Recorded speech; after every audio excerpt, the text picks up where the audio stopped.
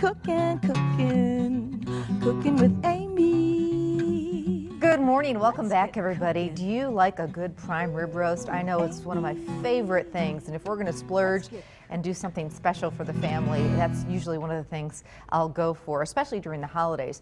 Well, there is a new roast out, and it's called a New York strip roast. So basically you cook it like you would a prime rib roast, but if you're a big fan of New York strip steaks, and I am, you are gonna absolutely love this. So basically, you can see it looks like New York strip steaks when you're going to go to cut these. So everyone's going to get their own, a little bit easier to deal with and a little bit easier to cut than a prime rib roast because you're not dealing with such a thick piece of meat. But let me tell you, absolutely fantastic. So let me give my hands a quick wash. And these couldn't be simpler to make, but they're a real wow factor. So the first thing I do is I just drizzle the roast with a little bit of olive oil, and you want to roast it fat side up. But these are very, very lean, and they are boneless. So they're going to take about 45 minutes to an hour in the oven, just depends on the size of your roast. Now, one of the things I like to do is, because this is what they do at the restaurants, is they do a nice seasoning. And I'm using some whole black peppercorns, and I'm just going to take a meat mallet, or if you have a spice grinder, or you can even put these in the food processor. And I'm going to just coarsely, give them a pound or two so that it will really have some nice flavor.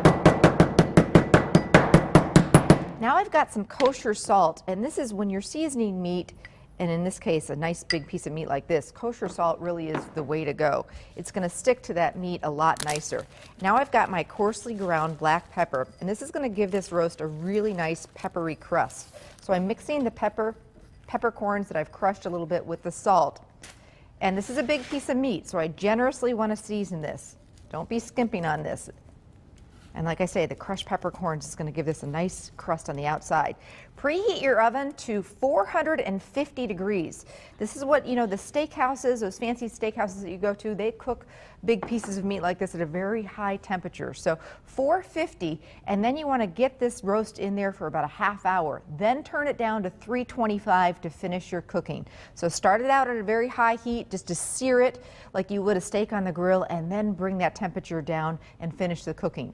Always use an instant read meat thermometer, and that way you'll know exactly when to pull your roast out of the oven. Just depends on how you like your steak. If you like a nice pink center, medium rare, you're looking to pull it out of the oven at about 135 to 140. Let it rest, tent it with foil for about 10 to 15 minutes, and then carve it right up. It will continue to cook after you pull it out of the oven, so keep that in mind. So just use an instant read meat thermometer, really your best friend when you're doing a nice big cut of meat like this. Come back with me. This roast has been in the oven for about 45 minutes, and it smells amazing. You can see the nice peppery crust, and then you get all this great au jus for dipping. So we'll let it rest, carve it up, serve it with some twice baked potatoes that we pick up from the deli at Festival Foods, a nice salad, and you've got yourself one heck of a really nice special dinner for the family. New York strip roast, give them a try. You can get them at Festival, and my directions on how to cook them right there on the website or online. And you know me, I'm always cooking, even on the weekends. Make sure and watch Sunday Good Day Wisconsin. I have a fun new recipe, a ranch chicken pizza. Just a few ingredients, really fun with ranch dressing and chicken and cheese. Come out and see me at Cook's Corner Saturday from 11 to 12:30. I'm pre-selling my new cookbook. Should be a lot of fun. And today's Living with Amy, all about lunchtime. Some fun new lunch recipes that you're going to love. Soup, sandwiches, salads, no more boring lunches. We're going to jazz things up. Pete and Rachel will be right back, so stay with us.